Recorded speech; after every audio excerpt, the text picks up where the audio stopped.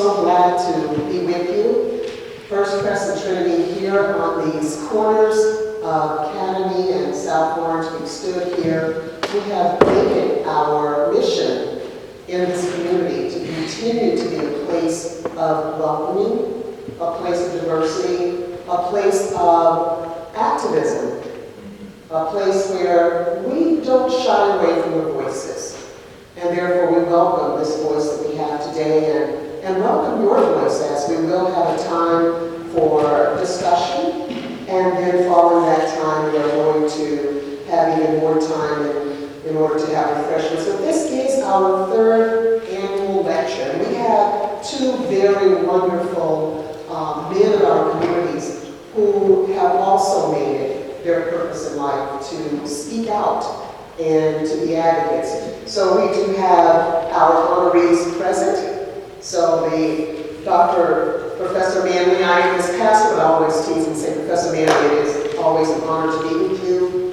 And Dr. Yamba, as I say to you, having you here and knowing your work in the community makes me feel like you're a pastor as well, and yet a friend. So it is truly an honor. Let's pray.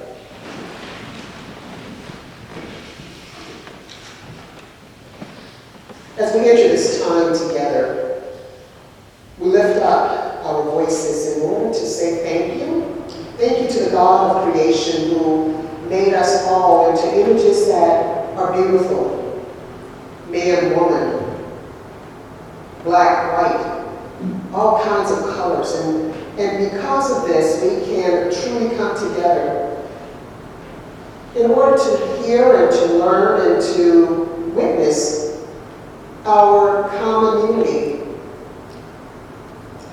There are some who would wish that all these voices would stay quiet, that there would only be one voice to speak for all, and yet that's not the way we've been created in community. We've been created to be different, yet to be committed to that unity. So as we're reminded of this common calling, we invite the Spirit of life to be with us and to guide us and to speak through all that is said in this hour, so that we can all walk away and say, wasn't it wonderful as we shared together in this time as brothers and sisters? We give thanks. Amen. We're going to open with a solo, and this solo is really about change. Everything must change, but I also think of it as a way of introducing what's going to be heard as we listen to this way.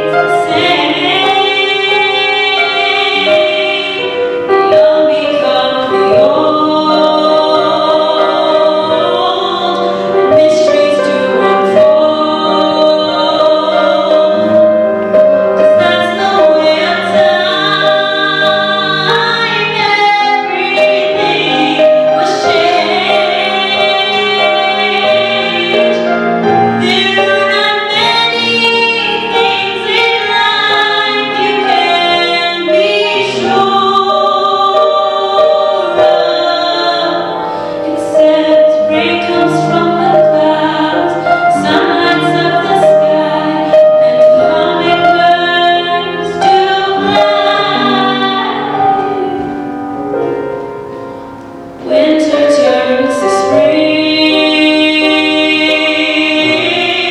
a wounded heart will heal, but never much too soon. Yes, everything must change. Young become the old, mysteries do unfold.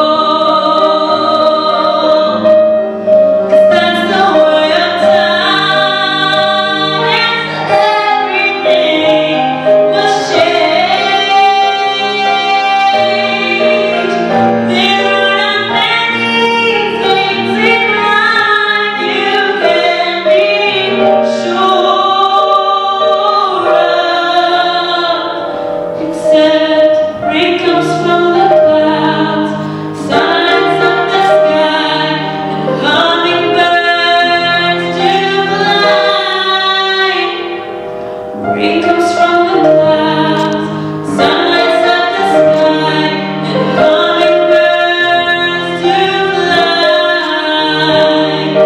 Rain comes from the clouds, sun lights up the sky, and music makes me cry.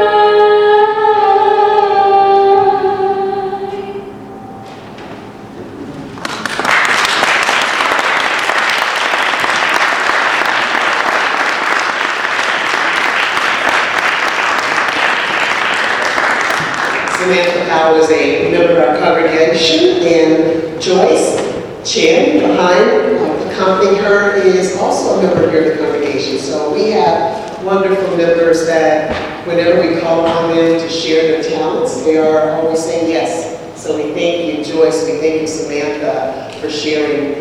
At this time, we're going to invite Linda Levinsky to come forward as you prepare the introduction.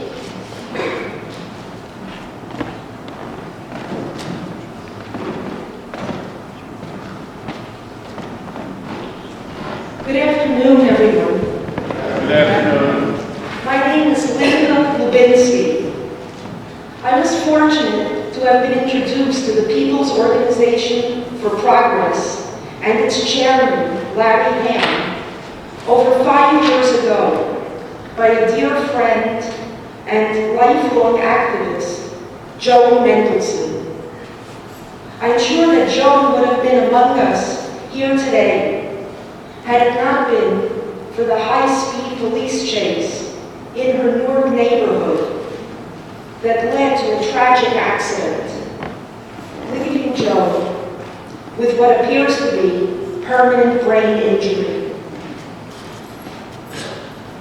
Larry is a man of extraordinary character, devoting his entire life to the cause of social justice. He has inspired and mobilized an entire generation, reminding them that grassroots movements and protests can and do make a difference, and that the unified voice of ordinary civilians is a powerful voice. Larry Hamm is a selfless and courageous man, tirelessly fighting for justice in all its forms, including racial, social, and economic justice, and peace. Larry has, on numerous occasions, after long rallies and marches, lost his voice after proclaiming to the world, no justice, no peace. A few years ago in downtown Newark, Chairman Hamm and POP members conducted a 381-day campaign of daily protests for jobs, peace, equality, and justice, despite extremes in temperature and other weather conditions. The significance of the 381 days was to mirror the length of the Montgomery bus boycott against racial segregation in the mid-1950s during the Civil Rights Movement. I admire Larry for so many reasons, not least of which is his relentless pursuit of justice for those in our communities who have met an untimely death in encounters with law enforcement.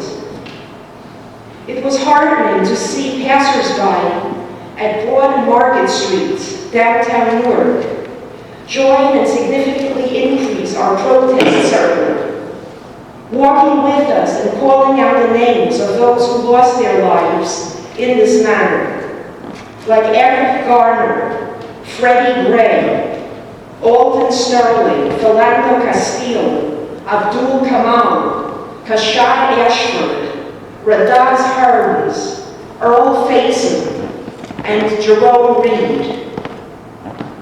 Chairman Hamm and the People's Organization for Progress were undaunted by the show of force by the Bridgeton police in Jerome Reed's hometown, where they showed up dressed in riot gear and outfitted with military-style assault rifles during our peaceful protest a few years ago. But we do have hope for peace on the streets in every community. In our audience today, we have with us the Chief of Police of South Orange, Kyle Kroll, and the Chief of Police of Maplewood, Robert Cimino, as well as Sergeant Wilbur Cole of the Newark Police Department. Their presence here today, as well as Chief Cimino's and Chief Kroll's willingness to participate in dialogue with local clergy on the role that they can play, together with the police, to de-escalate certain otherwise potentially volatile situations, lets us envision our communities as less violent for everyone, and is paving the way for peace, security, and true justice. Lastly, the recent U.S. Department of Justice decision to have oversight of the Newark Police Department is, without doubt, at least partially the result of Larry Hamm's and POP's efforts. He continues the fight to see that the Newark Civilian Complaint Review Board is an effective tool for justice. It is an honor and privilege whenever I am in the company of Chairman Lawrence Hamm. Chairman Hamm.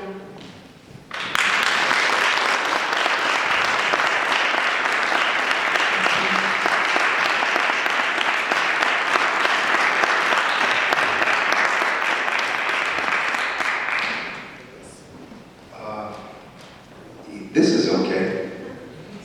Okay. All right. I just don't want to get electrocuted. Good afternoon, everybody. I'm very glad to be here.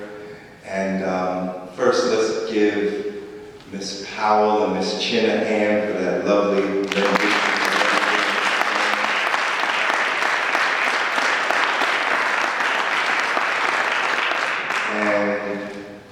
Linda has been a member of our organization for at least 5 years, and I think this is the most I've ever heard her say today. So give her a hand, because that was an excellent introduction.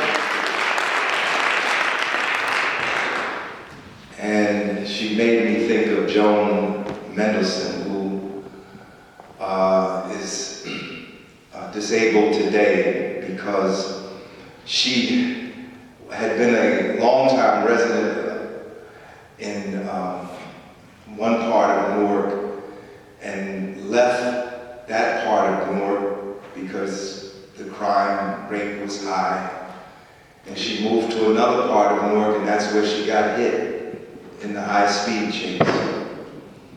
And we prayed for her recovery. I'm so glad to be here. I want to thank this church, First Presbyterian and Trinity, for having this forum, and thank its pastor, Valencia Norman. Give Pastor Norman a hand.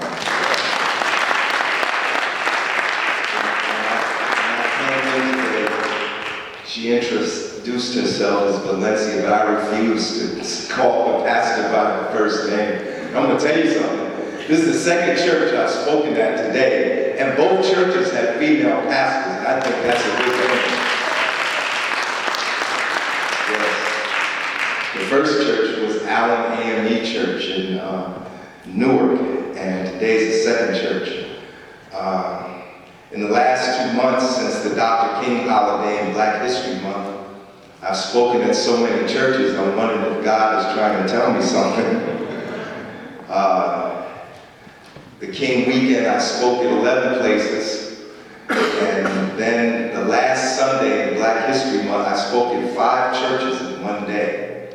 And I think that's a good sign. I think it's a sign that people are waking up. And if there was ever a time for us to be woke, it's now. Because as you all can see, our country is experiencing things. Now, I'm old enough, I just turned 63. I'm old enough to remember the Eisenhower election, even though I was a little boy. At the time, kids were still coming to school with the I like Ike buttons on. And I can tell you, in my life, I don't know about you, I can only speak for myself, I've never seen an election like the election of 2016 for president. And although we've only had about 55 days of the first administration, it's beginning to feel like 2 years already, like too long. I was asked to come today, and this was the topic that was given to me, and so I'll do my best to talk about reform of the criminal justice system. And I want to at least discuss that from 2 different perspectives, or at least around 2 issues. One is the general need for prison reform, and the other is the issue of police brutality. Linda mentioned in her introduction Jerome Reed, who was killed in Bridgeton.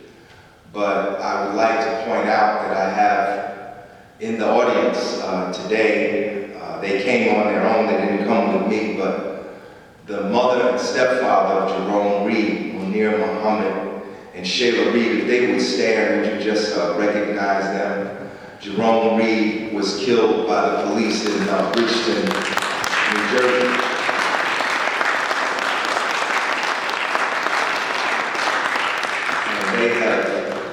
They came to the People's Organization for Progress about 2 years ago, shortly after Jerome was killed. And some of you, at least some in this audience, probably saw the dash cam video that went public.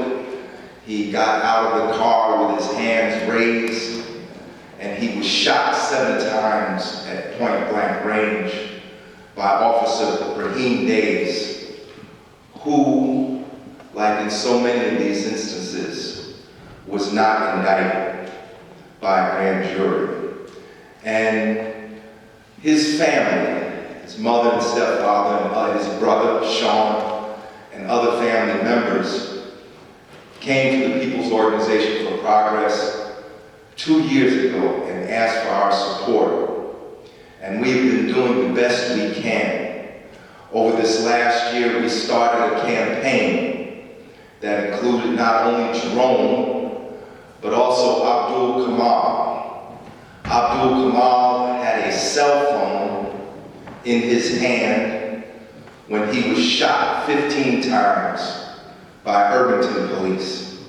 No indictment in that case. Kashad Ashford, who was shot by both state troopers and Lyndhurst police in Lyndhurst, New Jersey. His mother said he was unconscious at the time that he was shot. He was shot 4 times in the head. And Radaz Hearns, 14 years old, shot 7 times in the back by Trenton police. And over a year ago, we started a campaign to ask the U.S. Attorney, I guess he's now the former U.S. Attorney, since President 45 in one night fired 46 U.S. attorneys across the country unprecedented. It is, of course, it is the practice of the president to replace the U.S. attorneys of the former president, but not all in one night. Paul Fishman, at that time, was the U.S. attorney, and we started a campaign to demand civil rights investigations into the deaths of Jerome Reed, Abdul Kamal, Kashab Ashford, and Radaz Hearns. And to keep the public spotlight on these cases, we started a series of demonstrations in front of the federal building. We call it the Justice Mondays protest. And every Monday at 4:30, from 4:30 to 6 o'clock, we demonstrate in front of the Peter Rodino Federal Building, 970 Broad Street, corner of Broad and Walnut in Newark. We started that over a year ago. Tomorrow will be the 61st consecutive Monday. And his mother and stepfather have been there every week for 61 weeks, 61 Mondays. And now Mr. Fishman is gone, and we still have not had a federal civil rights investigation into the death of Jerome and the others. And people ask why some black folks are so upset about the issue of police brutality. Well, the fact is, we're not getting any justice.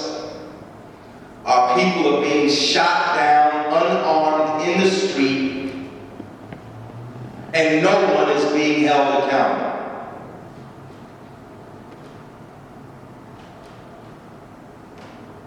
February was the anniversary of the assassination of Amadou Diallo, shot 41 times. In that situation, the officers weren't indicted. They went to trial and were found not guilty. 2 kept their jobs, 2 moved on to the fire department. So now they'll get 2 pensions. They'll get one from the police and one from the fire department. Not even a ticket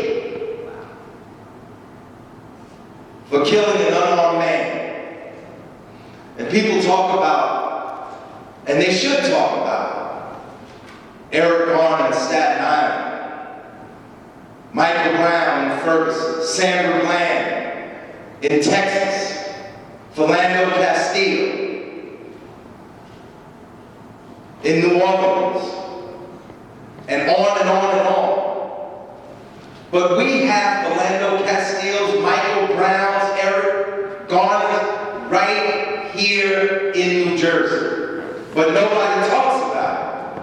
And a lot of it has to do with the structure of the media in our era. We live next to New York City. New York City is an international media center. But consequently, because we don't have a comparable media infrastructure in New Jersey news doesn't get the same amount of coverage as New York news. We know more about what happened to people in other parts of the country than we know about happening right here in South Orange. It's crazy. Benjamin Franklin said that Jersey was like a barrel with a spigot at both ends. You got New York at one end and Philadelphia at the other. So people in South Jersey know more about Philadelphia than they know about Chislehurst and Lawnside and even Atlantic City. And we up here in Essex County, and we know more about what the police are doing in New York than we know about right here in our own community. And it's unfortunate. But there's a long history of this. There's a long history. And you know, I'm addressing this issue because I was asked to. I don't proclaim to be any type of expert. The only thing I would call myself is a street corner agitator. That's what I am. I don't claim more than that. But we have some experts right here in the audience. Sitting right next to me is Dr. Matthew Johnson, a tenured professor at John Jay College, a doctor of psychology. I hope you will invite him sometime to come and address you on these issues. He's written and lectured on these issues. And what is the consequence of this? This long history. Just the other day I was talking in our meeting about the relationship of military force and paramilitary force to the black community.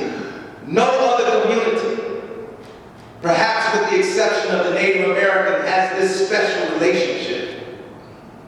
Herbert Aptheker, in his book, Slave Rebellions in Colonial America, says that modern police forces, as we know them today, arose with the migration of formerly enslaved Africans out of the South into the cities of the North. So we have this long history where society has sanctioned the use of force against black people. And at one point, it wasn't even society in terms of the government, it was the slave master who was the authority on the plantation. He was the law. And he could take life as he so desired.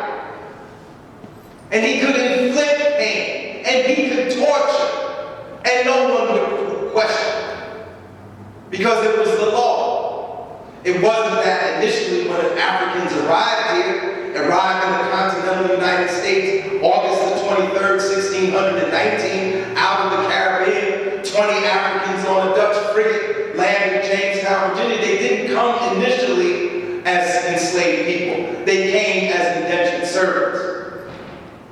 And indentured servitude was kind of like rent a slave, not a slave for like 7 years. And if you act up, you're going to get 7 more. There were white indentured servants and there were black indentured servants. But interestingly enough, these white indentured servants and black indentured servants at times found common bond with one another and in fact rebelled against the system of indentured servitude. So a system had to be developed that would justify and rationalize the enslavement of other human beings and their treatment as beasts of burden. And so over about a 40-year period, from when Africans first arrived to about 1660, it took slavery to become coterminous with being African. In other words, the law, the colonial law was, if you were African, you were born into slavery in perpetuity. That's a quote. In perpetuity. Because their plan, their original plan, was our enslavement forever. And people don't like to talk about it. They're like, why don't y'all get over it?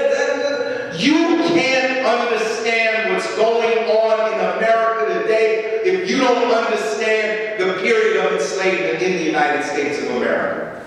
Because the die was set there. And everything that has transpired since then is a version, an updated version of the structure of white superordinates at that time. And this has been the cause of the schizophrenia of American society for the last 2.5 centuries.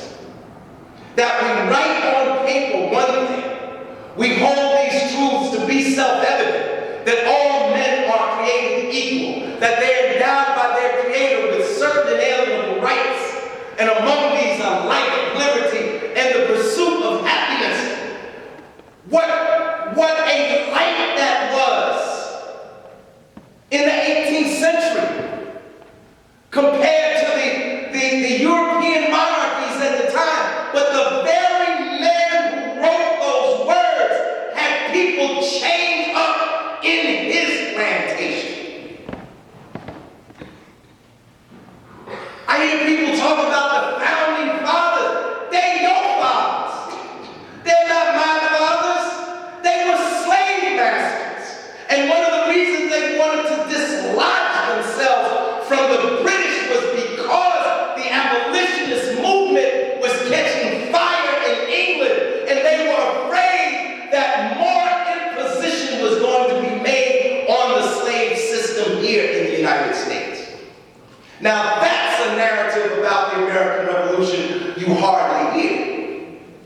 Because we hear about 1776 and no taxation without representation.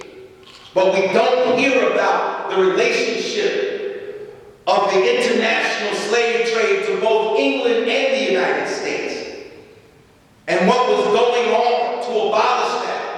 See, everything was catching on fire with the Haitian Revolution.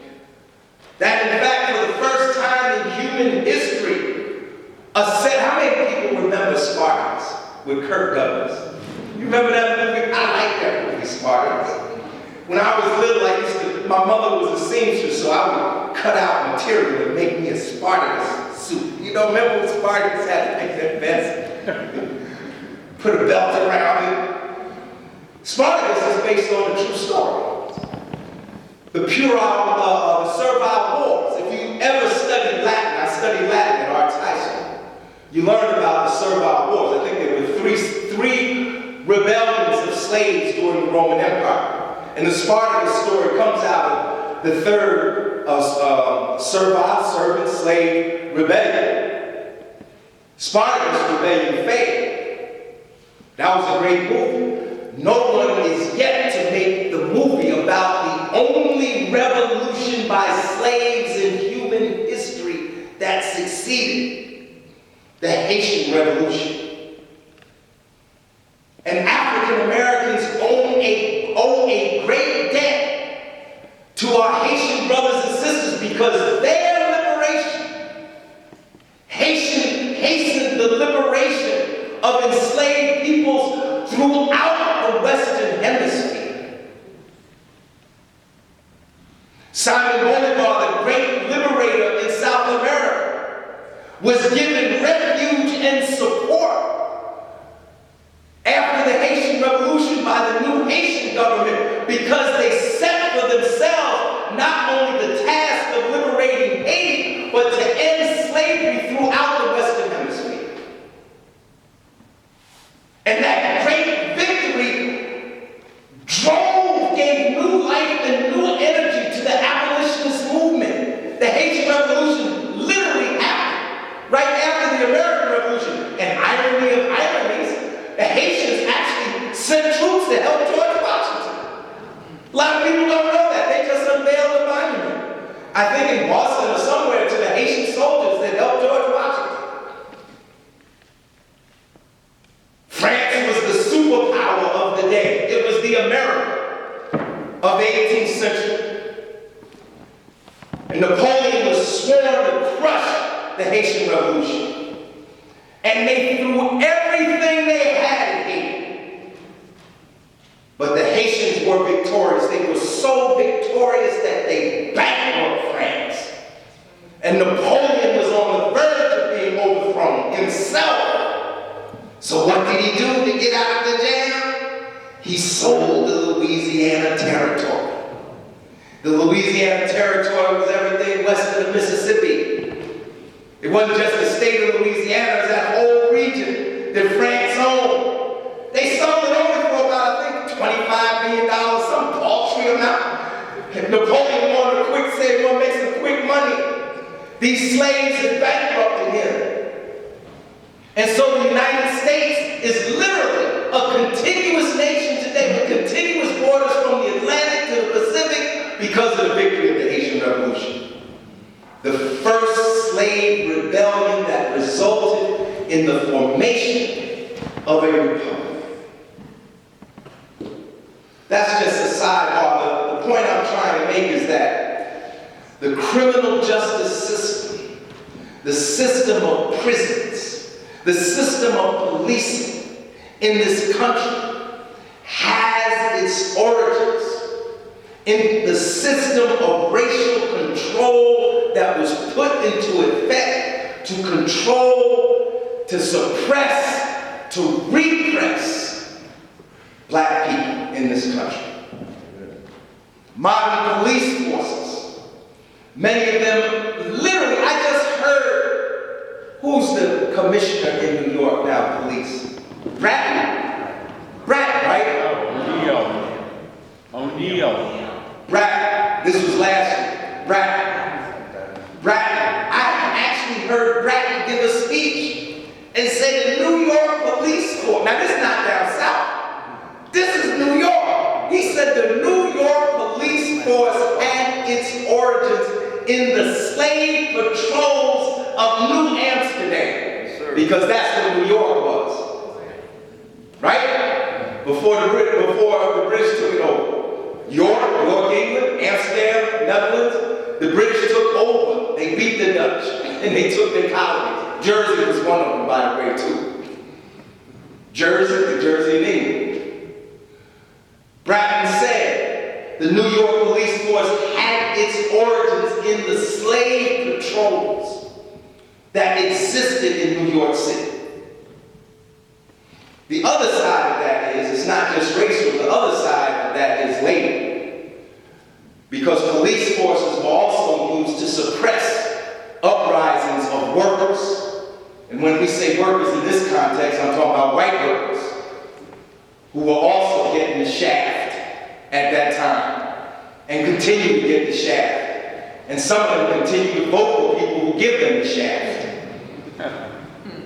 But this system of racial control, the use of force, that black people had no refuge. Imagine this, imagine if there were a group of white people in America who could say that their forebears at some point were just being literally taken off the street and hung from trees. Do you know what kind of response there would be from society? But this happened for decades after slavery. The NAACP has its very origins in the effort to stop lynching in America. That thousands of black people were lynched, thousands, not 10, not 20, thousands. At least 5,000 or 6,000 of them have been documented. And it wasn't that they were just snatched off the street. Some of them were taken out of jails. They were in the jail. The lynch mob would come to the jail and get them out of the jail and lynch them. And sometimes part of the lynch mob were the police themselves. Do you know that the FBI just came out with a report last year in 2016 talking about the infiltration of local police forces and the FBI itself? Their infiltration by people who belong to white supremacist, violent white supremacist organizations. The FBI did a report documenting the fact that there are 250 white supremacist organizations operating in the United States dedicated to the violent overthrow of the American government. And you can check this out. Just take your phone out, Google it. You don't have to take my word for it. And Google it. But today, almost as many black people are being killed by police as were killed during the high period of lynching in this country. Since the murder of Michael Brown, over 2,500 have been killed by the police in this country. In 2016, more than 1,000. In 2015, 1,136. And this brutality goes on not just on the street, but also in the prisons. In 2015, more than 800 inmates were killed by prison guards in the United States. We have some outrage, but it's episodic. It's like a flare-up and then go away. But the killing continues. Just, what is it, the day before yesterday? Some white supremacist former military person, had a sword, didn't even have a gun. What was going on in his head? He came to New York City with a sword, determined to kill some black men, not one black man, some black men. But where's the outrage?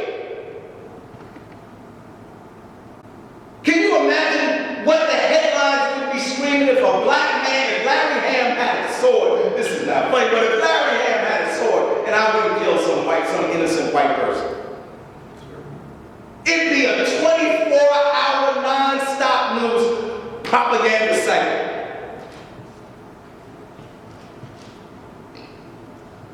But this is what Dylan Roof has inspired. And this is what the campaign of Donald Trump during 2016, this is what that inspires.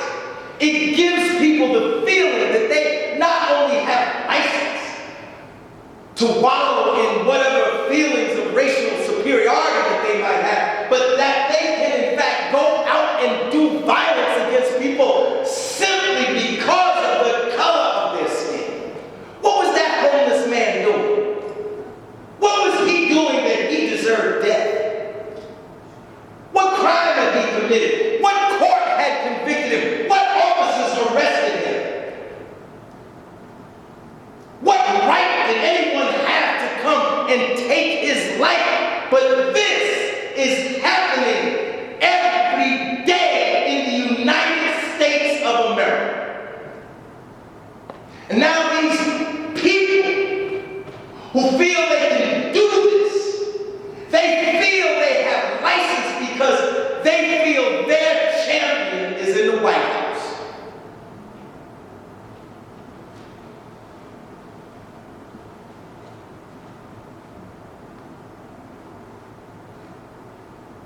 The officer that killed Jerome Reed was black. It's more complex than black and white.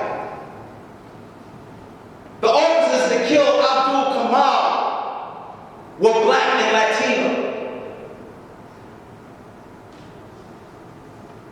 I asked my friend Brother Ali about one of the reporters that covered the Earl Faison case in Orange, New Jersey. How many people remember Faison?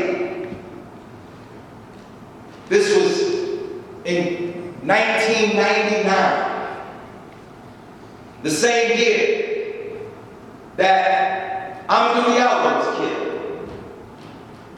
Just 2 months after Diallo, I think the anniversary of Diallo is February the 4th. Dr. Diallo, 2 months after the murder of Diallo on April the 11th, 1999, police stopped a young man in a taxi cab. He was in the taxi cab going to see his children. And they stopped him because what had happened earlier, a very unfortunate thing happened. Something that should not have happened. A black female police officer was killed. But a very loved police officer, loved by both her colleagues and people in the community, Joyce Ann Carnegie. She was killed. And an all points bulletin went out. I don't know if that's the correct police term. You police correct me as I go along here. But a bulletin went out with a so-called description of the killer. And all of a sudden, black men were getting arrested all over Essex County. 4 times.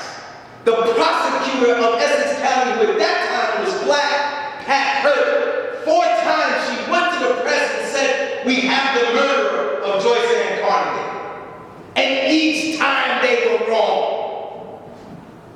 They didn't have the murderer. Because the police, not all of them, but some of them, were on a wilding, their own kind of wild. Stopping, beating, arresting anybody they felt. Faison didn't look anything like the description of the person that killed Joyce Ann Carnegie, Officer Joyce Ann Carnegie. They stopped the car. And you know, nobody would have ever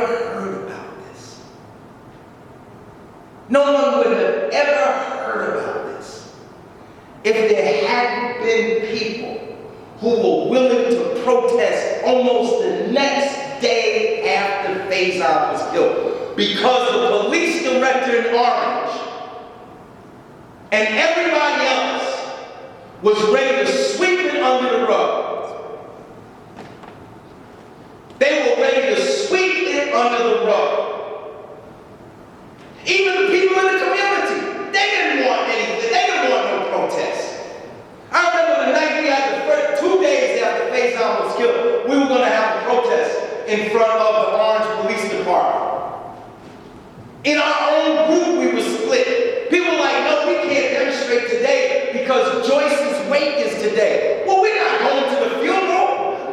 We're going to the police station. But there's this so much deference to authority in people's minds that they find it difficult to question mores and habits and policies and procedures that come from people in authority. And so nobody wanted to go, nobody wanted to protest, even on the day that she was having her wake. But we protested, and I'm glad we protested, because we put it in the newspapers, and because of continued protest, it stayed in the newspapers. We kept it in front of people. But if it had been left up to the leadership in the community, if it had been, we wrote 60 politicians and religious leaders in Essex County. All we wanted them to do was write a letter calling for an investigation. 3 out of 60 wrote letters because they didn't want to get involved, because it was too inconvenient, because it was against the establishment and against authority. And they would have let that man die in vain and let the people who did it to him walk away so they could do it to somebody else. Because that's the price of remaining silent in the face of injustice. It allows injustice like a cancer to grow and to spread. We need troublemakers in our society, and we need them more today than we've ever needed them before.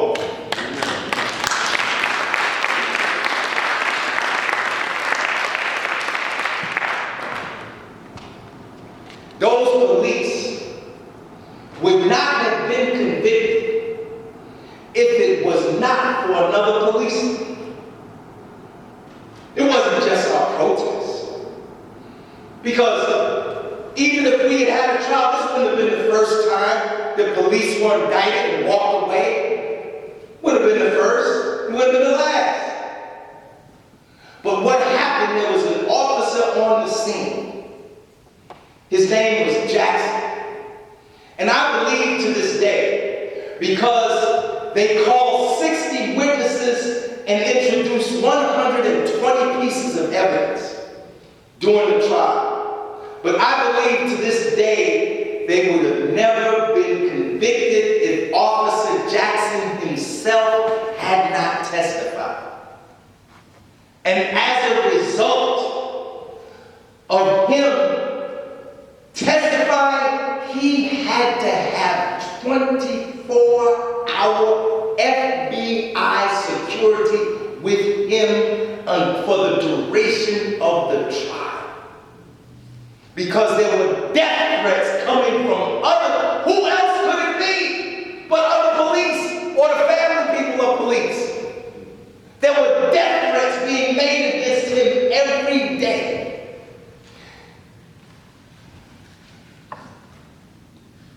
And there was another one.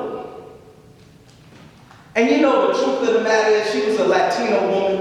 She may have been, I don't know, maybe she was a so-called undocumented person.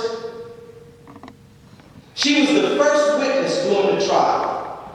And she was 9 months pregnant. I mean, she was like really pregnant. She was like going to have it any minute pregnant.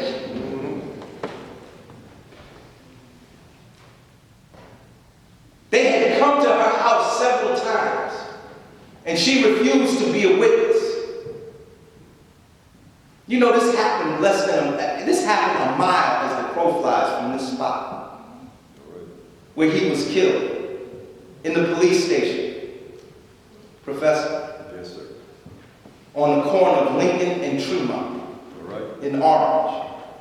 The judge said to her, his name was Lifford, Judge Lifford, said, why didn't you come forward the first time when the FBI came to your house? Because nobody knew that someone had seen this happen. See, this was before cell phones. They thought there were no witnesses. And they said, why didn't you come before? And the woman said, because I thought they were going to do to me what they did to that man. She said they pulled him out of the car and threw him on the ground like a rag doll. They said one officer went back to the fence and ran up and kicked him in the head like his head was a soccer ball. That's a quote. Jackson said when they put him back, they threw him back in the police car, they were beating him from both sides of the police car. He's in the car, but they were still beating him in the back seat. One was on one side, one was on the other. Jackson said he had to go. His supervising officer, who should have been trying to bring calm to the scene, was one of the people doing the beating. Jackson said, I had to grab him by his belt. This is in the courtroom. I had to grab him by his belt and pull him. We both fell back into the street. That's how hard they were beating him. And they took him to the police station in Orange. Not Guatemala, not Argentina, not Thailand, not Congo, not Somalia. They took him to the police station in Orange. And according to the U.S. attorney at that time, these are his words, Faison died in a stairwell of torture. They tortured him to death. Now, there were 5 officers that were indicted. One of them were black. People wondered why it wasn't more officers indicted, like they thought it was going to be 21. But I guess the feds only thought they could get convictions on 5. One of them was black. It was the black officer that took his gun and stuck it in Faison's mouth and said, I'm going to blow your effing head off.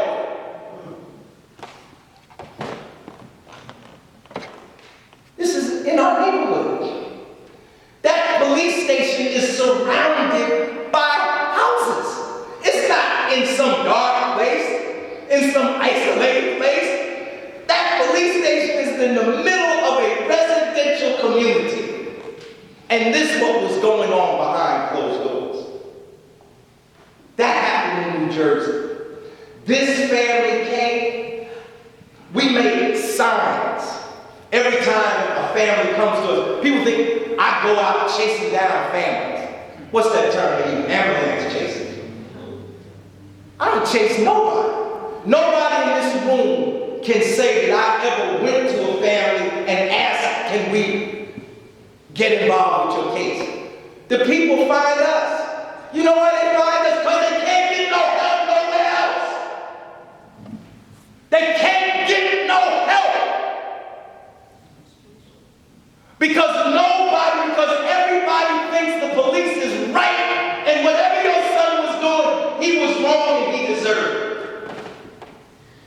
He had to be doing something for the police just wouldn't kill him for the sake of killing. They wouldn't do that. No, not our police. Not our police that help with the UNICEF collection and, the kids and the PAL. Not our police. They wouldn't do those kind of things. But they did this time. And the one who stuck his gun in Faison's mouth, he was the church organist. He was the church organist.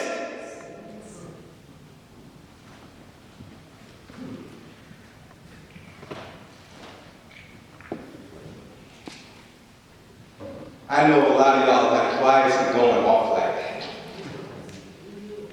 But look, you shouldn't have invited me.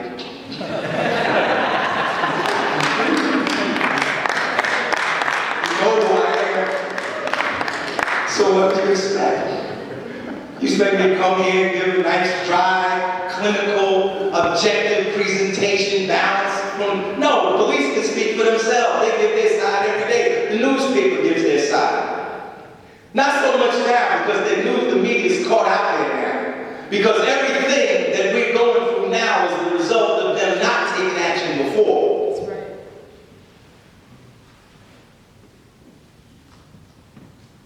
And there are some good police, and I say that seriously.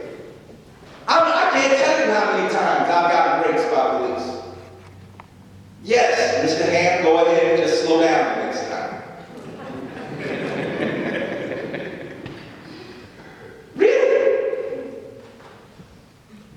But I'm going to tell you something.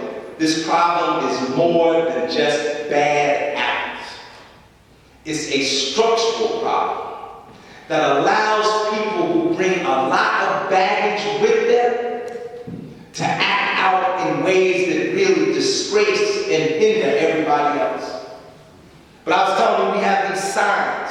Every time we have a family come to us and we want justice for Jerome Reed, justice for, we make a sign that says justice for this one, justice for that one. In our little office on Bloomfield Avenue, we have piles of signs. Piles. The signs are only a quarter-inch thick, if that much. We got piles of them. And they're only cases from, there's only a few from New York. The rest of them are all here in Jersey. We must have reform of the police. The police, if they continue to operate the way they're going to operate, they're going to cause more urban uprisings. People thought the 60s was over, and then what happened? Ferguson. They thought the 60s were over, and then what happened? Baltimore. And it's going to happen again and again and again until we get a handle on the situation. Now, in some places like Newark, because there was an aware, aroused, organized, and mobilized citizenry, eventually the Justice Department was called in by the ACLU. And the ACLU called in the Justice Department. The Justice Department did an investigation, and that investigation resulted in a consent decree, which is a schedule of reforms that the Newark police must do, and a federal monitor being placed over the Newark Police Department. But now my question is, what's going to happen to all of that since the U.S. Attorney, under who all of that happened, is going to be gone? Paul Fisher's out. I don't know if he's gone today, but at some point he's gone. And then whoever Christie or whoever Sessions appoints, they become, and look how this works. I mean, you don't have to be a PhD, no disrespect. Dude, look at this. Trump, I'm the law and order. Sir. We're going to make America right. America great again. I'm the law and order. And then Trump is endorsed by the KKK. And then who follows the KKK? The 330,000 member fraternal order police endorses Donald Trump. Trump is elected, and he appoints a person condemned by the wife of Dr. Martin Luther King for being a racist. He makes him the chief law enforcement officer of the United States of America, Jeff Beauregard Sessions.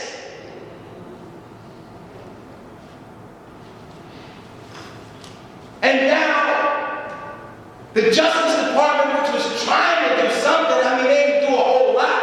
We didn't get no indictments, we didn't get no investigations under Fishman, but at least Fishman met with us. That's the only U.S. attorney in the history of all of this stuff we've been dealing with that would ever meet with the community. He met with us a number of times. We're not going to get even that under whoever Sessions appointed. Trump appoints Sessions.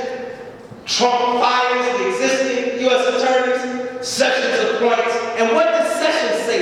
Literally, the day after he was appointed, we're going to step back from interfering with local police departments.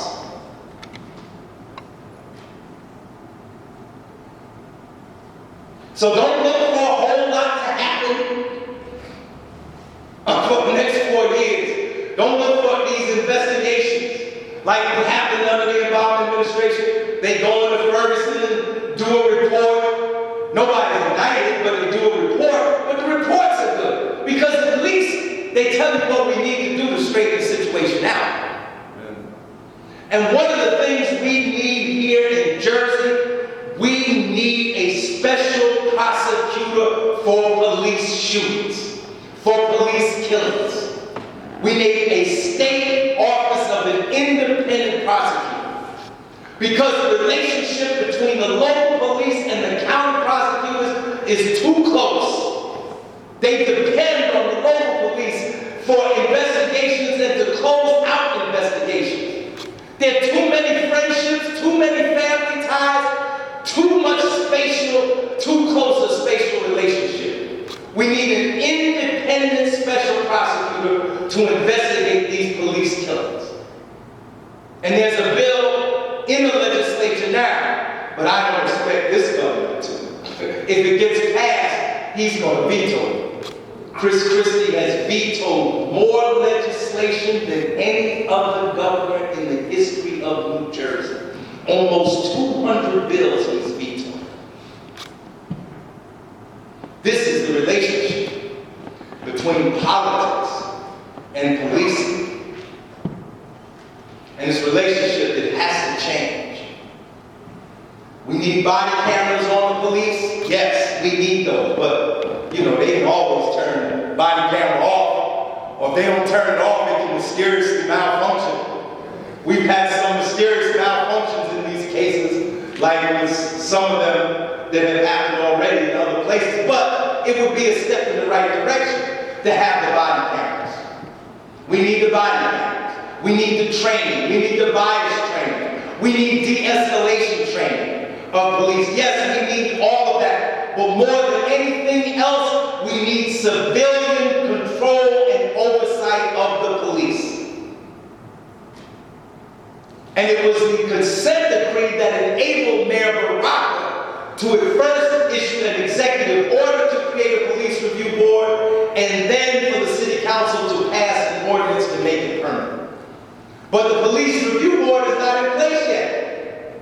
You know why? Almost 2 years after, it'll be 2 years in July, when Mayor Baraka issued the executive order.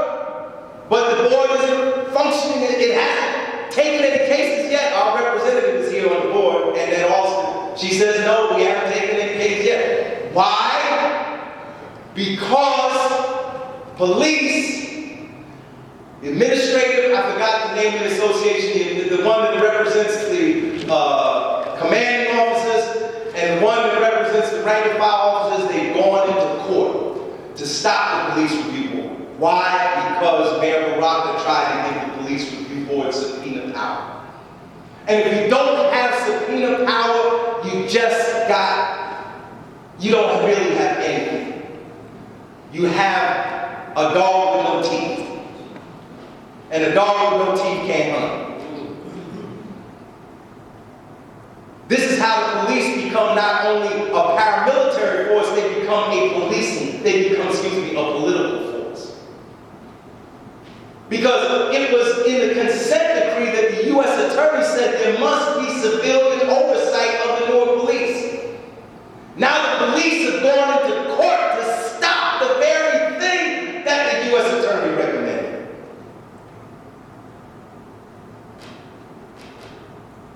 And you ask the question, why do they even rage?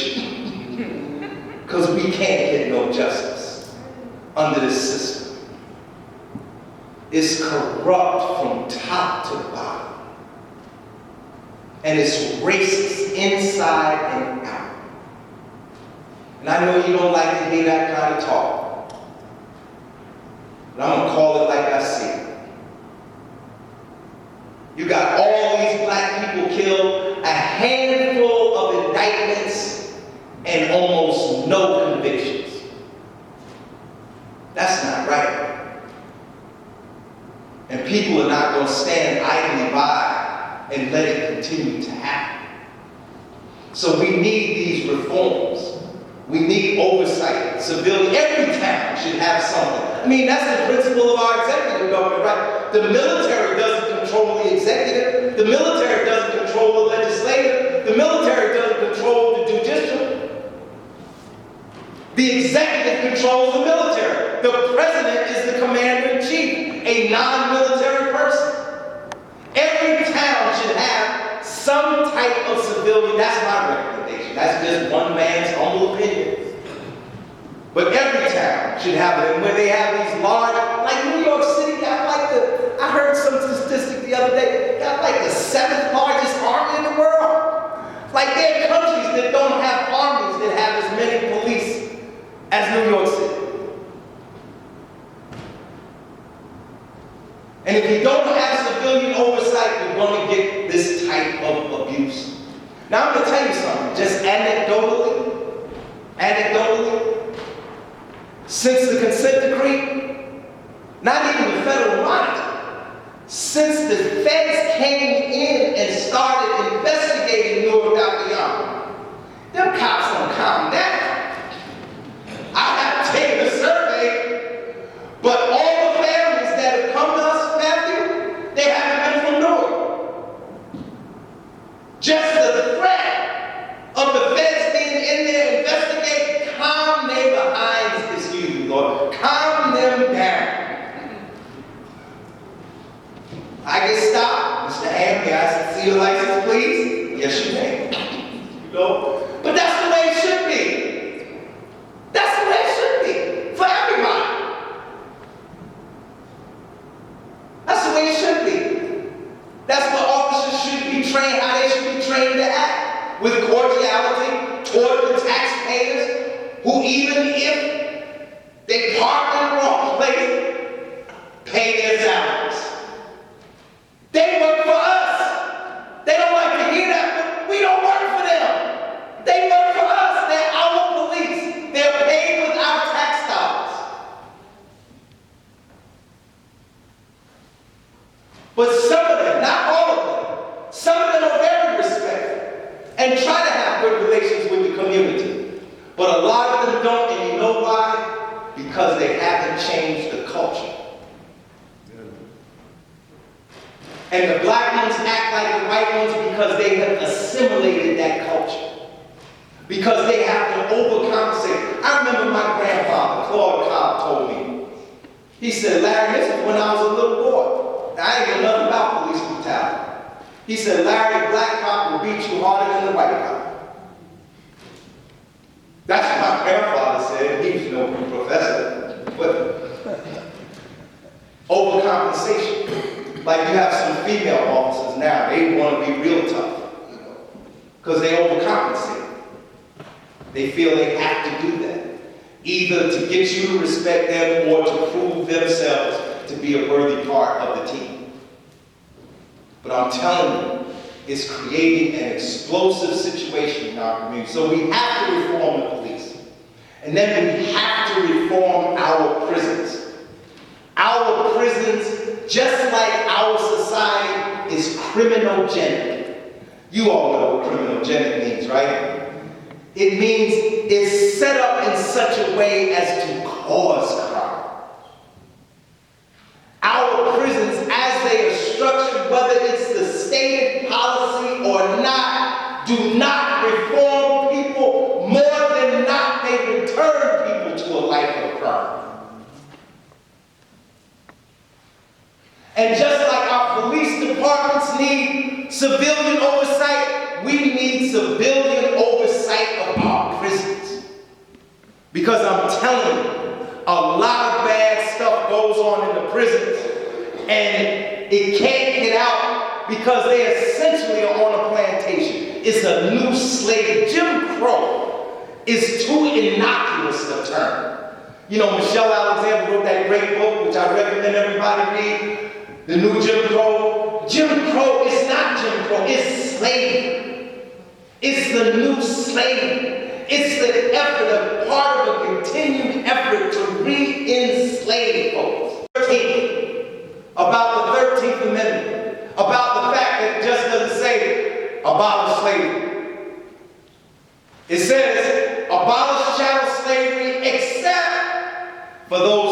committing of a crime. And see, when the sausage grinders were grinding up the sausage meat, they knew what they were doing. Because they knew that they were going to find a way to get their free labor back. And almost from the very point that the 13th Amendment was passed, you had the reenactment of the black codes in the South from the point that the post-Reconstruction period, which came into being because of the situation just like 2016, where one party won the electoral vote, one won the popular vote, and they made the deal and said, okay, Republicans, you can have the White House, but take the federal troops out of the South. You know why they wanted to take the federal troops out of the South? Because it was the federal troops that were guaranteeing black people's newly won rights. The 13th Amendment to abolish slavery, the 14th Amendment for citizenship, and the 15th Amendment for men to have the right to vote. It didn't give all black people the right to vote. It gave men the right to vote. Women didn't get that legal right until the beginning of the 20th century. In some people's lifetime, there's still some people alive who can say they remember when it was passed. I guess they're still alive. 1920. Right. They be alive, 1920s, right? Imagine that. Women couldn't vote. And just like people were saying we need to,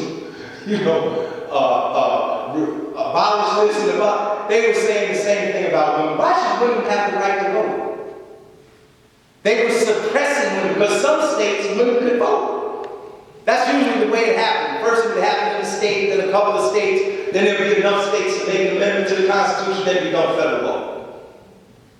So there were places where women could vote, but they suppressed them, just like they suppressed black people. 6 million black people couldn't vote in 2016 because of voter suppression. That's really how the election was stolen. I mean, there might be something to this whole Russia stuff, but they need a special commission, a special prosecutor, a bipartisan committee to investigate how 6 million black people were kept from the polls in 2016 and what's going to be done to make sure that doesn't happen in 2020. That's the real issue.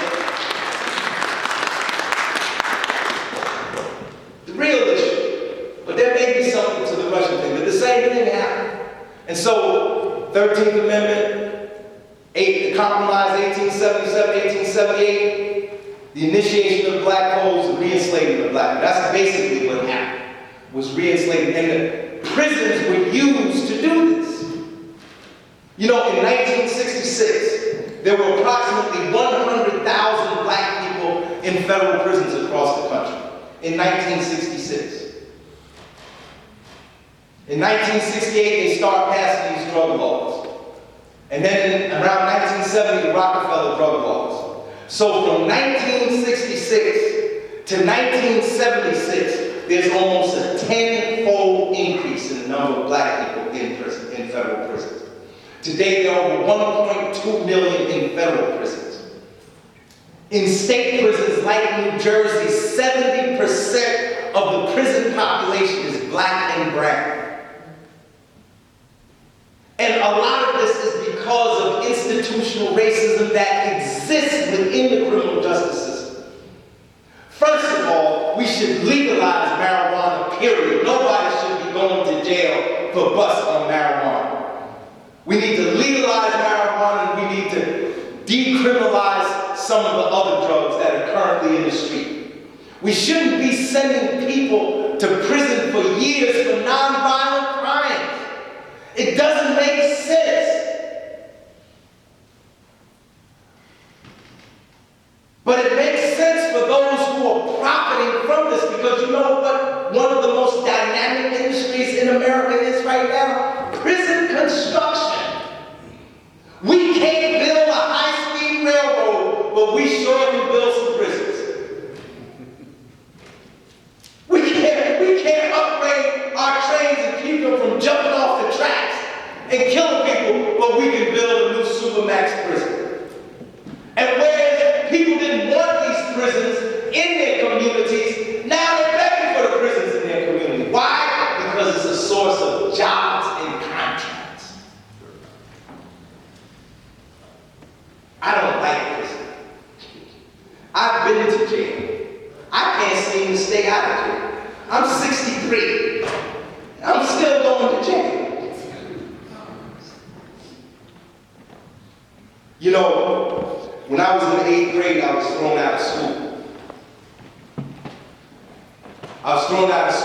because I threw rocks at the school and I broke the school windows.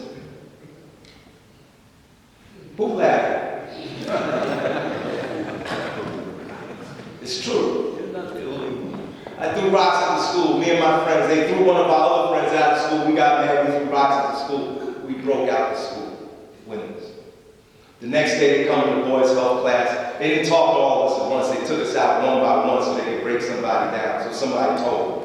And those of us who were thrown, we got thrown out of school.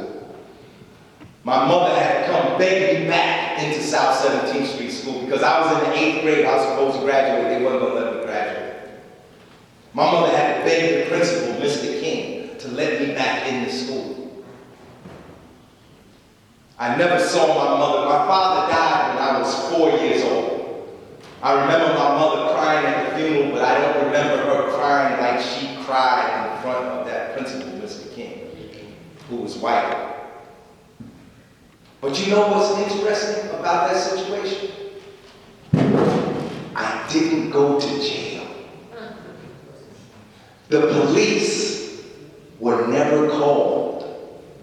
Now this was in 1967, when people were probably, I mean, we had a racism index. We might be able to say they might have been a little more as hard, but they might have been a little more racist then than they are now. But the police were never called. Everything was done in the school.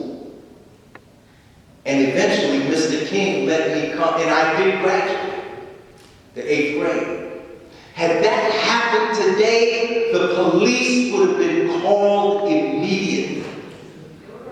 And if I would have gone, my mother wouldn't have come to school to get me. She would go to the precinct to get me. Because I would be charged. And she would have to get me out of jail, and it would be I would be in the system, and I probably would have been convicted.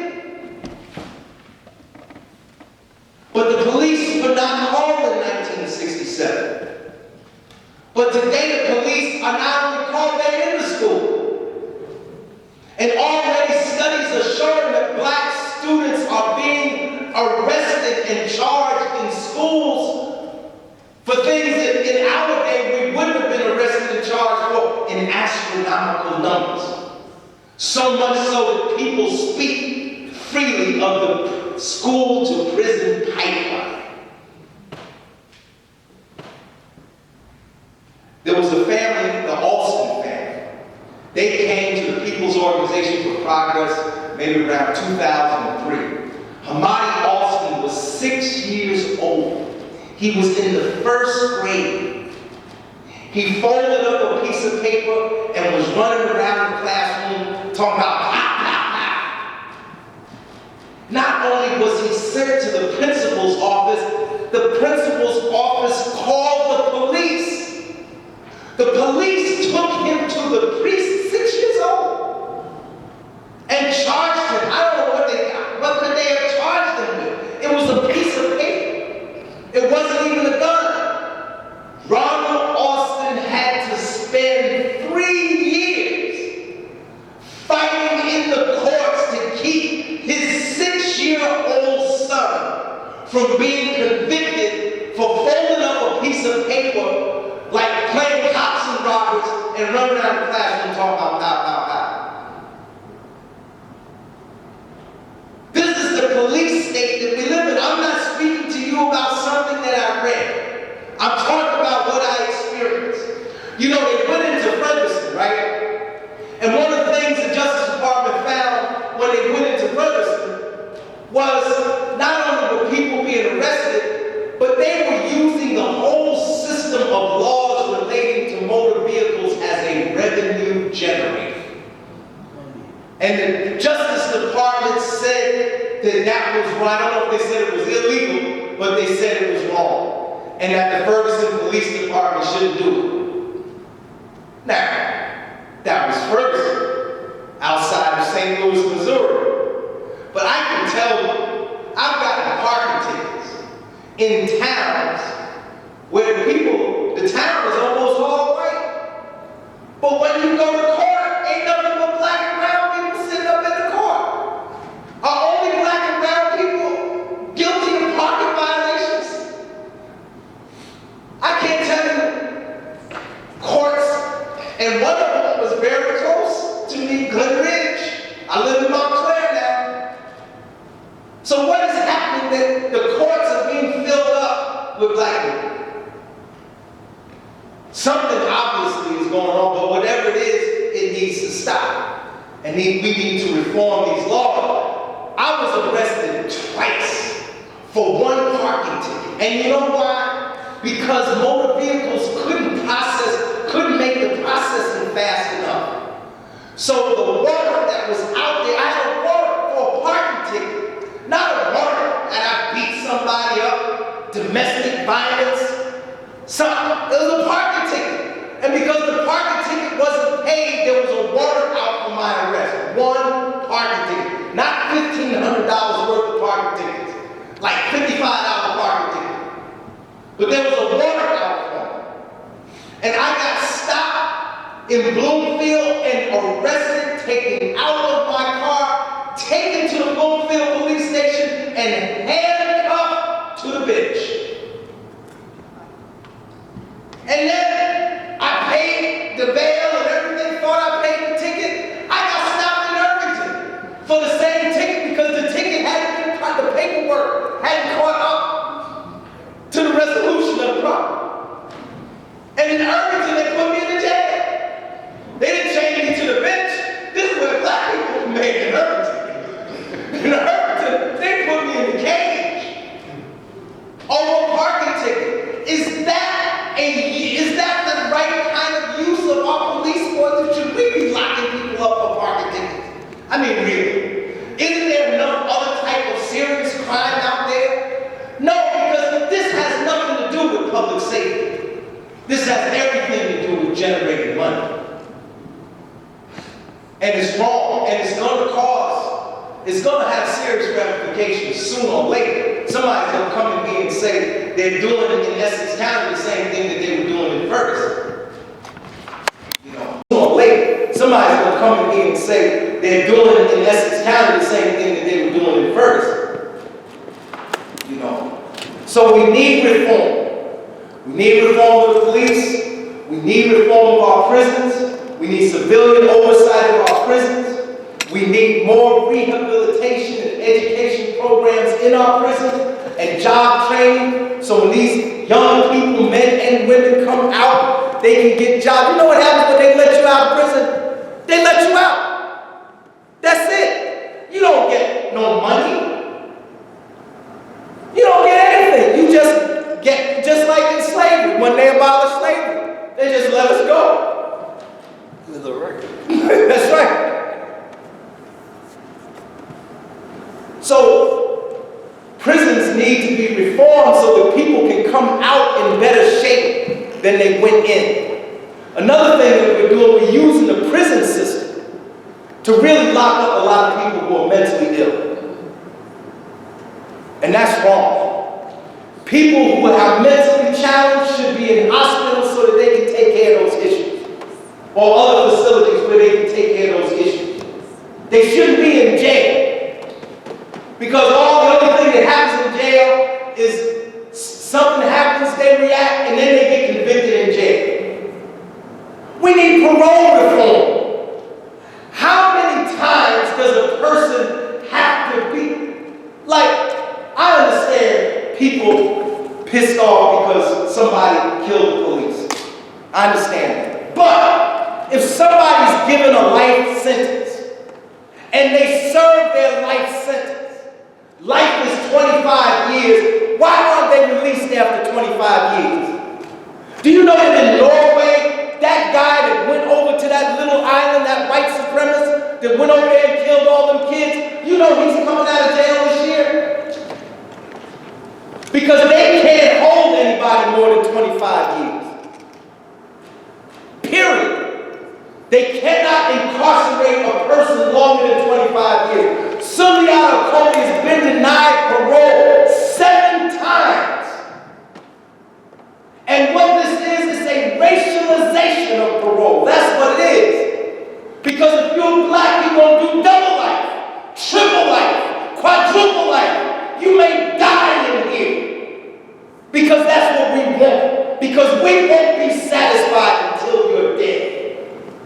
We need to abolish the death penalty. We don't have it in New Jersey, but it's in a lot of other places. How many black men have been wrongfully convicted and put to death? Do you know how many men have been taken off of death row and exonerated because of DNA testing? They're releasing them every day. It's over 300 already. So what does that say? How do people feel? How does that prosecutor feel when the news comes back that this wasn't the person, that he served 20 years, the most productive years of his life, because you were determined to put him into jail for a crime he did not commit? How do the police feel who testified, yes, he's the killer? And how many times has this happened and continue to happen? When they had the Central Park Five, Donald Trump, our president, took out a full-page ad in the New York Times calling for the death. He didn't say the prosecution. He didn't say the trial. Calling for the death of the Central Park Five. Because of what happened to the Central Park jogging, which should not have happened and was wrong. Those young men, they're out now. They've been exonerated, but they're scarred for life. There's no amount of money that can repair the damage that has been done to their lives. And I know how I would feel. Yes, I would want the death penalty if somebody killed my daughter. Yes. Or if somebody raped my daughter. Yes, I would want it. But because I want it doesn't make it right. And we, our state, and I mean the national state, has taken too many lives already to satisfy. Look, they just came out. The murder of Emmett Till, which started the civil rights movement before Rosa Parks. Rosa Parks was December 1st, 1955. She sat down. She was working on Emmett Till case as a member of the NAACP. Emmett Till was killed, and his murderers walked away. And just in January, the woman said, I made the story up. Where was the outrage then? Where was the presidential statement then?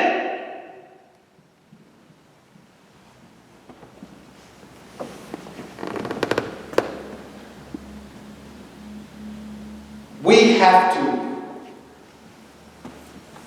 carry out, we have to finish Dr. King's work. And Dr. King was working on all these issues that we're working on. And criminal justice reform is the hardest. Because a lot of politicians, they not going to want to do criminal justice reform because they're afraid they're going to lose in the ballot box. You soft on crime. You can't be soft on crime. Which means you translate that soft on black people. Because in this society, to be criminal has become coterminous with being black. I remember in the Faison case, Ali, how the pictures of Earl were always darker than he really was. He wasn't that dark, but all the pictures made him dark. Because in our society, to be dark is to be a criminal. To be black is to be guilty until you are proven innocent. If you ever proven innocent at all. How many people in here have been in a prison? I've been in prisons. I've been in jails, and I've been in prison to visit people. And prison is no way you want to be.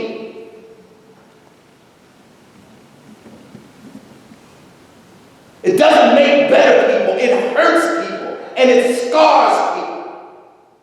And it makes them worse.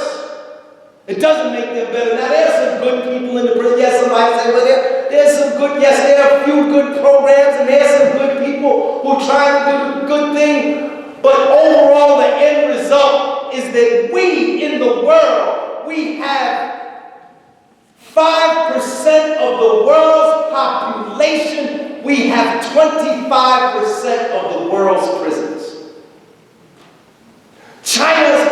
population is 4 times the size of the United States. They have 1.3 billion people. We have 333 million people.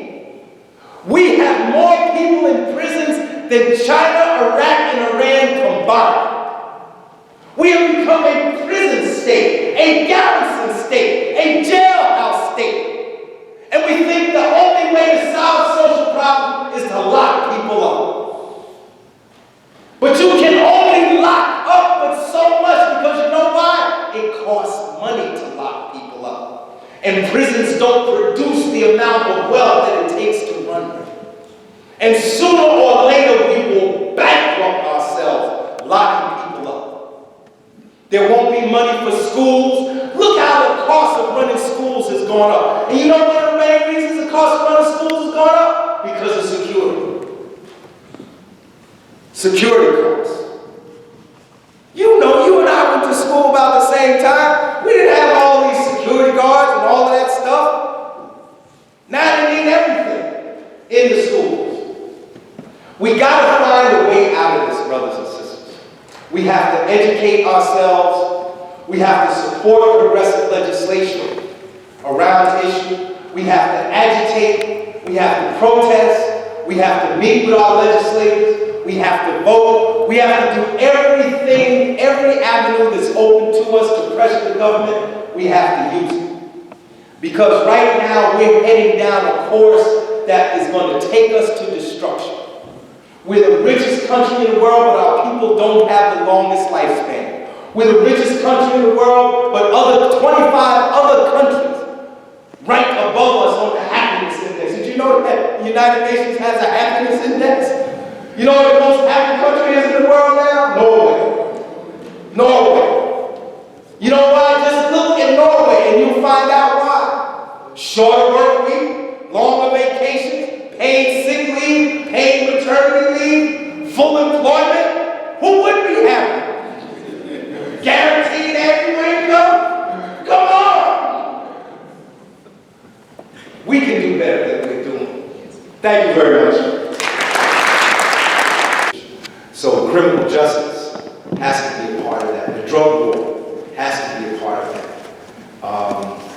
So those issues, we have to have a strong criminal justice reform section of that black agenda.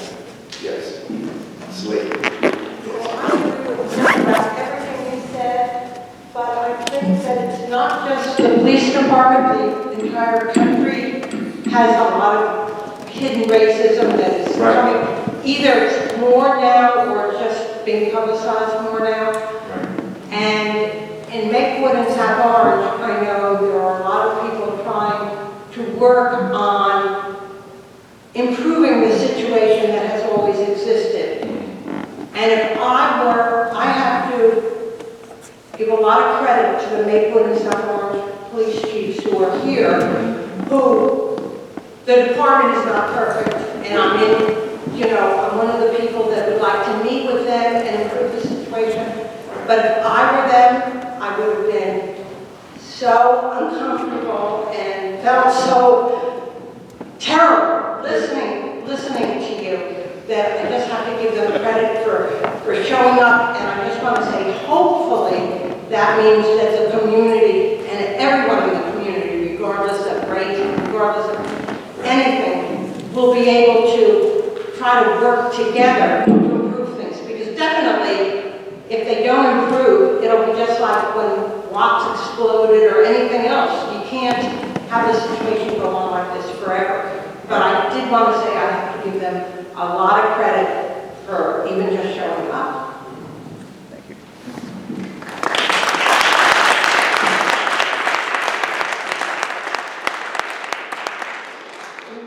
More questions or comments?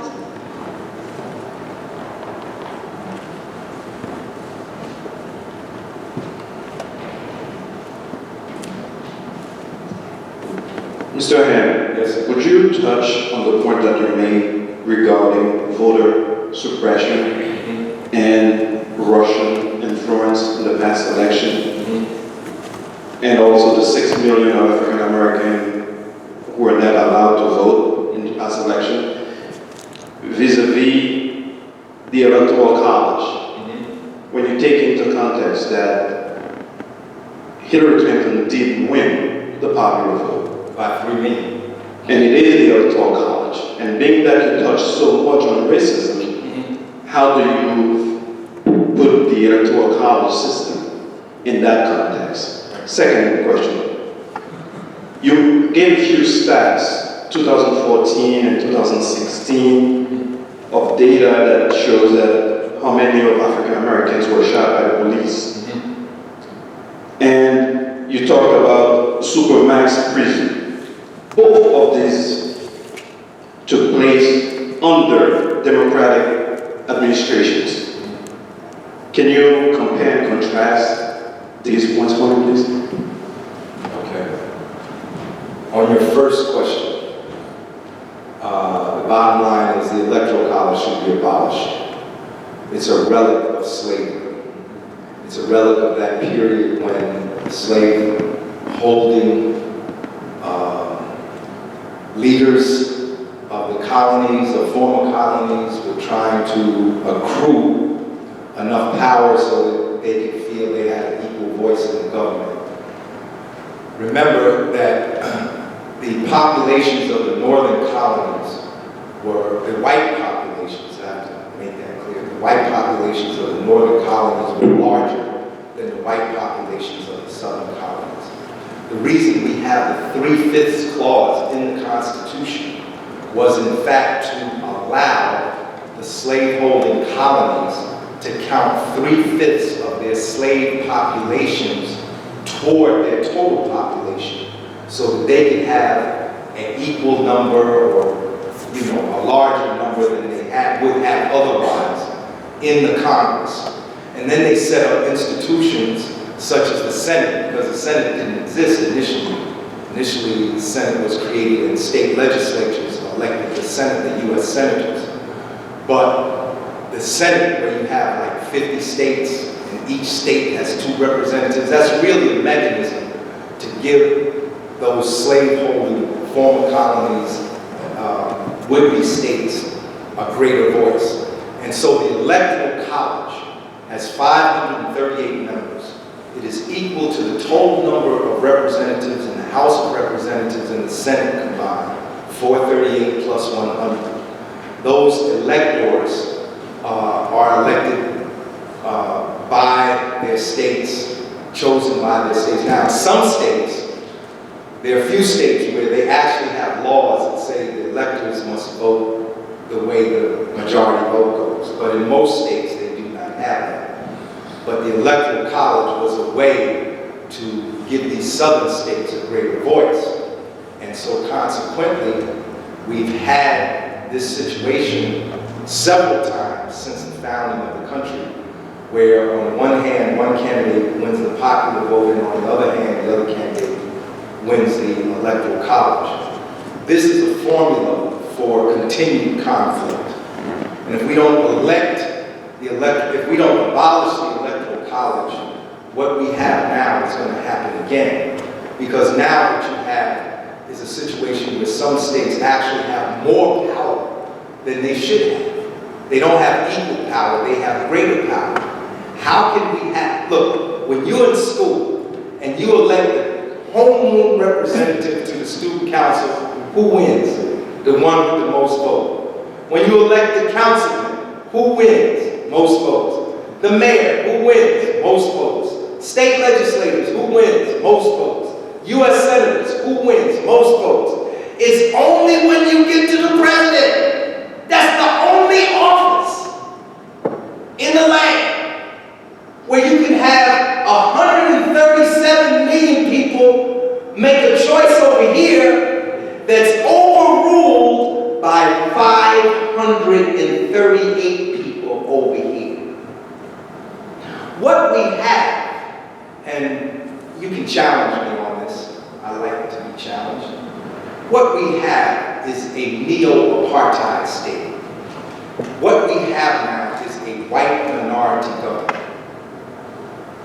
Now, it's not classical apartheid. The candidate didn't represent all whites.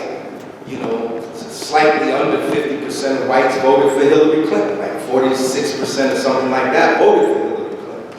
But now you have a president who only received the minority of votes that is in fact the one that has the office, that has the title. And this is going to happen again and again. And I would predict that if we don't solve this problem, we're going to have a real political conflict in this country. Because you're only going to have so many elections where a minority president can sit in the White House before people rebel. And it's not just going to be black people. It's going to be people of different races who understand the principle that majority rule. Imagine if we had in New Jersey, we had a general election for the governor. But beside the popular vote, we decided that each of the 21 counties was going to have 2 people, since most of the population is in the northern counties. So we're going to have 42 people who are actually going to make the final decision as to who will be the governor. People ain't going to go for that. Are you crazy? Nobody's going to go for that. And the only reason people are going for it now is because most people are still under the illusion that somehow majority rules, that somehow, if you go out some places, they'll say Donald Trump won the popular vote. There are a lot of people who say that because he's the president. And they think that only the person with the majority vote be the president. So this is a formula for disaster.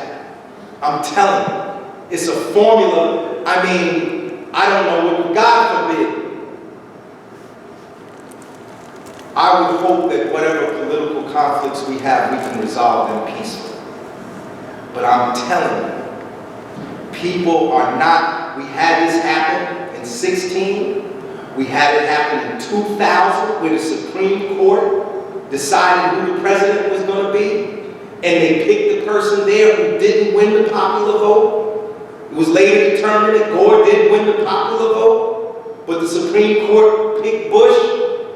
You're not going to have too many of these before people say enough is enough. And so the other question was, what was the other question?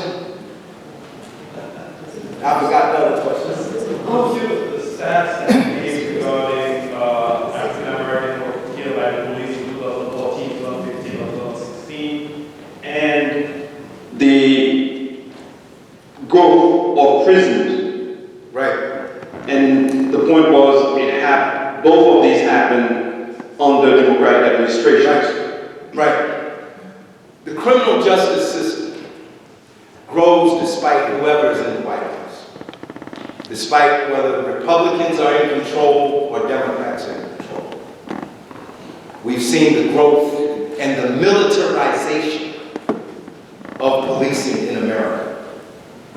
I mean, I can remember in 1972, I believe, when Nixon was president, that's when they created the LEAA to begin to coordinate local police forces. See, we have this thing in America, posse comitatus, where the army is not supposed to be used against the people. But what you had in the 1960s, see, this is why the 1960s was so deep. Because people actually thought the revolution was, but that's what the FBI thought. That's why they were trying to destroy these black revolutionary organizations, because they thought the potential for some kind of revolutionary movement was here. People think of the riots, they think of Newark in 1967, or they think of Watts, this lady said, between 1960 and 1972, there were more than 1,000 urban uprisings in the United States. And people don't know that. The year that Dr. King was assassinated, there were 143 urban uprisings in 1968. But through media manipulation, through suppression, a lot of people did not know how much resistance there was in America. We used to have a slogan, not a slogan, but a term, right around the corner, is because some people thought that the revolution literally was right around the corner. So what was the answer? The answer was, because see, when the Newark rebellions took place, the police couldn't put it down by themselves. Under normal circumstances, if it's a riot, the police should be able to put it down. But obviously, it was more than a riot because the police couldn't do it by themselves. They had to call in 700 state troopers.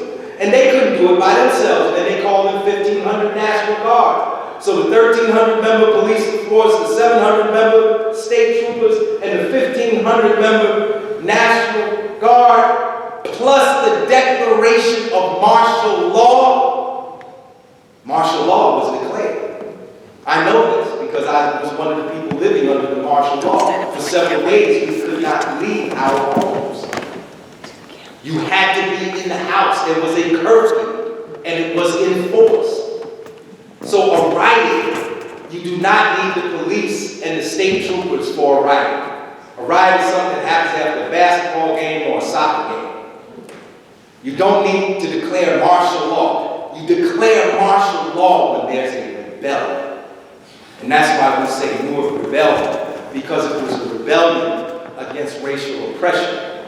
So after the rebellions, you see this steady beefing up of police forces. You see a greater coordination between police forces and the state police. At one point in Jersey, they stopped it. But at one point, they were even painting local police cars the same color as the white state trooper cars. Like a lot of the local police cars were painted white because they wanted them to look more like state police. And the state police were coming into the cities and setting up headquarters. I know this because I saw it. They actually came into a tenement and set up a headquarters on the corner of Spruce Street and Martin Luther King Boulevard. But after these great upheavals in the 60s, you see this greater coordination. Like, we don't have a national police force per se, but we have a national police force. That's what they're trying to move toward de facto, a national police force. There's this book called No Left Turn. I read it when I first went to college in like 1974. And they talk about this effort to have greater coordination because you see all these laws like the Patriot Act, and Military Defense Reauthorization Act, Patriot Acts 1 and 2. You think all of this is just for domestic terrorism. No, this is for you. This is for you, sitting in this room. Because the people who rule, why do you think they have Harvards and Princeton and Yale, where they pay people hundreds of thousands of dollars to study social behavior and political behavior? They have that so that they can gauge what's going on with the people they rule. And the people who rule the society know that there's only so much average people are going to accept before they can buy. There was an article last year in the Star Ledger, no less, where it said that units of the U.S. Army were conducting warfare games in like Arizona, Utah, somewhere, in anticipation of domestic disturbances. It's for you. It's not just for the it's for you. All the rights that we enjoy as citizens are all in jeopardy. There's no more habeas corpus. They come get you whenever they want to get you. In that book I told you about No Left Turns, in 1970, the FBI had a list of 15,000 people that they were going to go and get if a state of emergency is declared. And so if the list was 15,007, you know what it must be now. All you big mouths out there, white and black, you in trouble. Because they come. You think I'm joking. I mean, I say this to bring humor to the situation, but what I'm saying to you is true. Yes, sir. Why do you think Route 78 ran smack dab through the black community of Newark? And Route 78 ran through the south side, and Route 280 runs through the west side. Because when they came in 67, they couldn't get these heavy vehicles in here fast enough. They had to build these roads so that they can move military equipment more quickly if something goes down. And see, the fire next time is not just going to be black. It's going to be red, black, yellow, brown, white, everybody that feels disenfranchised, economically deprived, and socially dejected.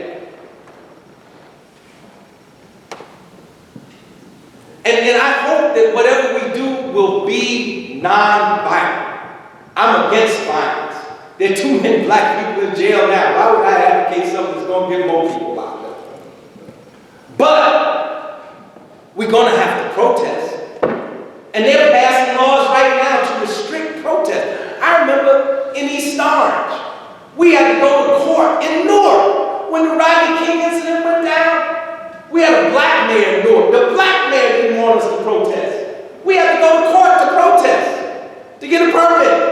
In East Orange, the mayor was black there. They didn't want us to protest. We went to court, we got the right to protest, and they said, well, if you protest, you got to buy $1 million worth of insurance. You got to produce an insurance certificate for $1 million. We went to court, and we fought it, and we won. Now nobody has to pay no insurance. Courtesy of the People's Organization for Progress. Nobody has to pay insurance. They can't, they don't own City Hall. That's not their house. That's our house. That's paid for with our tax dollars. This country was built, I mean, if we accept the narrative that we were given in school, this country was built on protest. No taxation without representation. The Tea Party, and so on and so on. I'm talking about the Tea Party in 1776. You know what I'm talking about. But to answer your question directly, it has grown both under Democratic and Republican administrations. The accrual of power to the Senate is something that has been steadily happening since the Republic was founded. These debates as to how much authority the executive should have are right in the Federalist Papers that were being written when the country was founded. Abraham Lincoln was probably one of the most endeared presidents. Man, Lincoln was a mess. He was arresting people left and right. There was like whole new laws written under Lincoln. Because during the Civil War, he wasn't having it. He was like, they might be spies, but the rest of it was habeas corpus, and all that stuff. You know, presidents have been accruing power to themselves, what they call, what the political scientists call the imperial presidency. They've been building on it precedent by precedent by precedent. And each president, even Barack Obama jacked up more whistleblowers than George Bush. I mean, I voted for Obama. Now, don't try to make like I'm a hater, because I voted for Obama, but the truth is the truth. The Obama administration did not tolerate the whistleblowing. They was locking people up left and right, and unjustly too. And those people fought back and have beat, some of them have beat their cases. But all presidents do it. It happens under Democrats, it happens under Republicans. I'm sorry. Anybody else? I don't think so.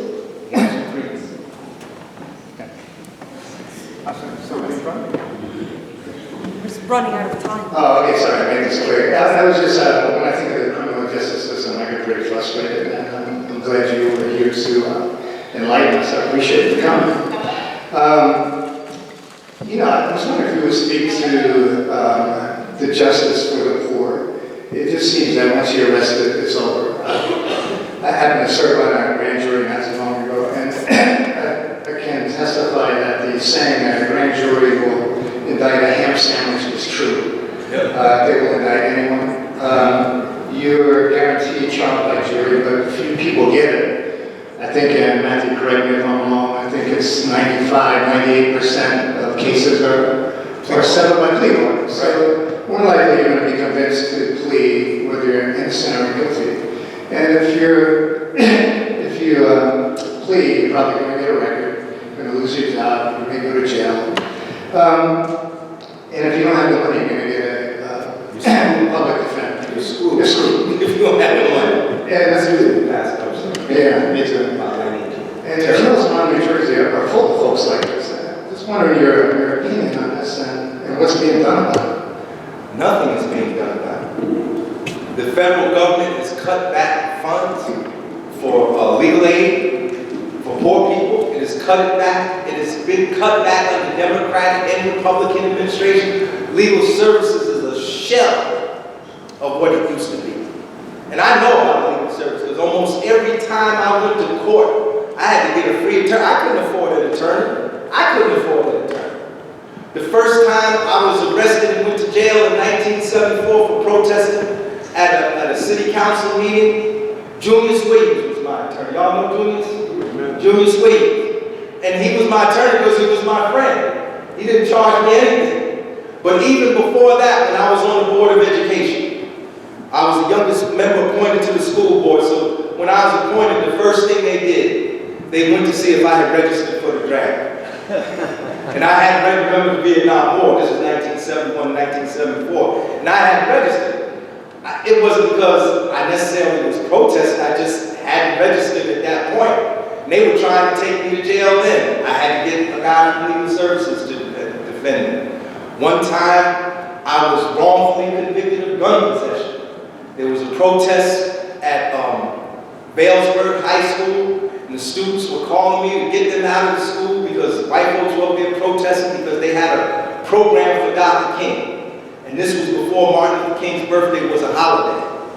And I went up there with a van to get some of the students. I went around the back to get them out of the school. And as I was leading them back to the van, some people ran up on me and pulled the gun on me. And, but I could either stand there and let them attack these kids or keep going. So we kept going and nobody fired a gun. By the time I got back to the board, somebody called the police, said I had a gun. And I got indicted. And it went to trial. But I was found not guilty. But it was a guy named Noel from Legal Services, which was run by a fellow named Tommy Carmichael at that time, who defended me and kept me from going to jail when I was arrested. So poor people need legal representation. And the problem is that politically, some folks don't want poor people to have political representation, so they elect people to office who are going to do away or cut to the bone legal services. And that's what has happened over the years. Essentially, if you're poor, if you can't afford an attorney, you don't have a chance. Like Christie had vetoed a bill that was going to increase the amount of restitution for people who were wrongly convicted of a crime. It happened like if it was proven that you were wrongfully convicted, you would get $20,000 compensation. The bill would have increased it to $50,000. But what happened was they said, except if you plea bargain. That's almost everybody.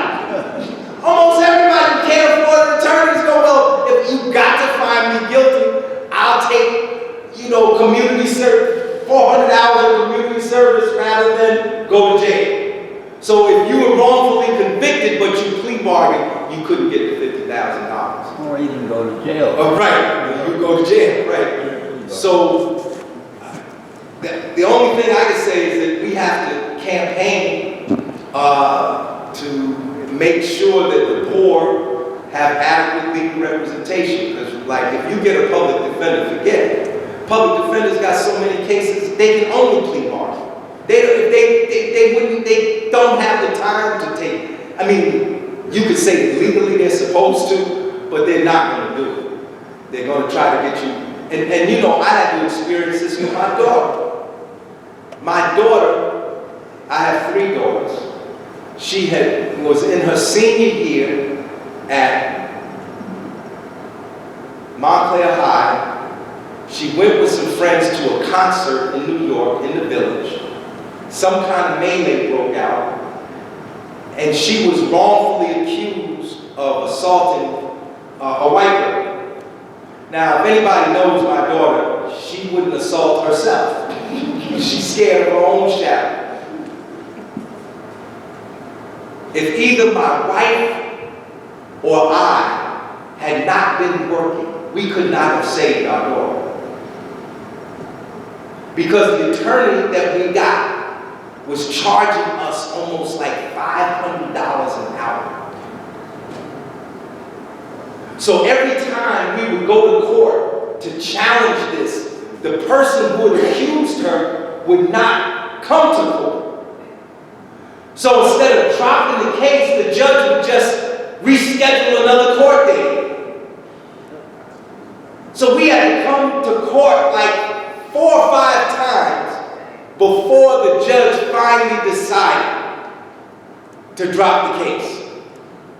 And then he really didn't drop it. He said, well, if we're going to keep the file, and if we don't hear anything in 6 months, then the file will be purged. But if either my wife or I had lost our jobs at that time, we could have not afforded the attorney because we didn't know anything about the New York legal system. I had never been in the building before. I had never been arrested by New York police. Only New Jersey police. So if you don't have no money, you know, it's the old rule. Them that has to go makes the rules.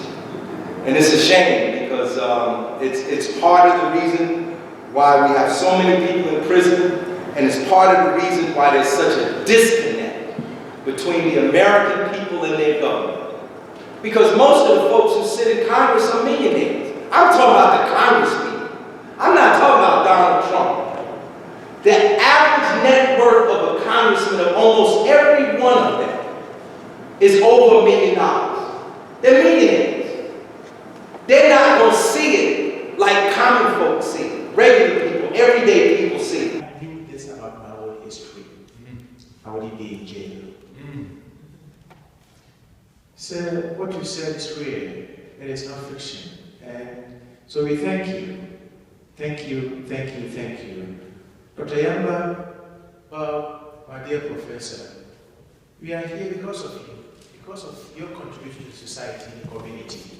And for us to meet this evening to hear and to listen and hear what our speaker said. What about Zach Yamba's contribution? Oh, you heard me. I said, Dr. Yamba, and Paul, your contributions to the community, right? The professor in always jumps up, I know, right? Your contribution to the community makes us bring us here tonight, and we appreciate your contributions. And again, folks, it's an annual event, and we hope that next year, when we reach out to you to come and listen and hear the next event, you will also join us. So again, we thank you for coming. Our speaker, thank you, thank you, thank you. Please pray with me. Let us pray.